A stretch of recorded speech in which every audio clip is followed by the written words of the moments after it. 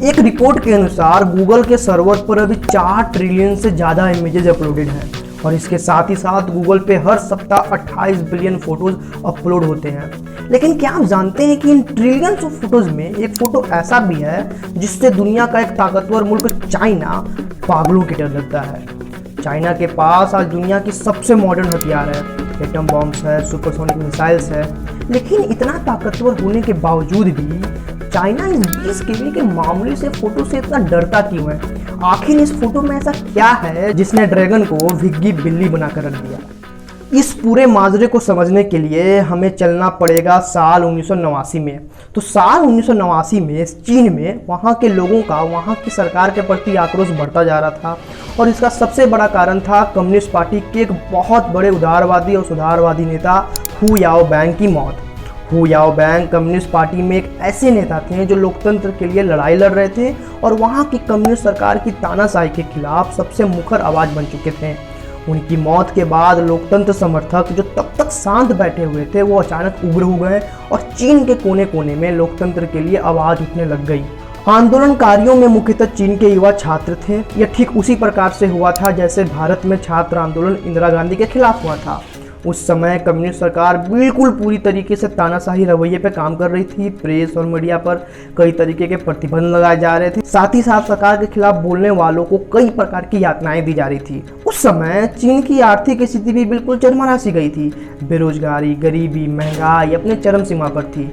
इन सबके कारण चीन में वहाँ के युवाओं का वहाँ की तत्कालीन कम्युनिस्ट सत्ता के खिलाफ आक्रोश बढ़ता जा रहा था और तभी उदारवादी नेता हु याओबैंग की मौत ने मानो आग में घी डालने का काम किया। उनके मौत के बाद लोकतंत्र समर्थक सड़क पर उतर गए, जगह जगह पर प्रदर्शन होने लग गए।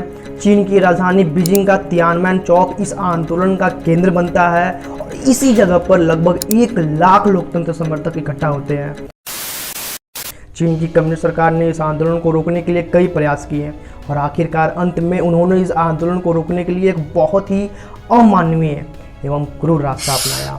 मार्शल लॉ लगाकर टैंकों और बंदूकों का सहारा लेकर चीन की पीपुल्स लिबरेशन आर्मी आंदोलनकारियों पर टूट पड़ती है, जिसमें एक रिपोर्ट के अनुसार 10,000 से ज़्यादा लोग मारे गए थे।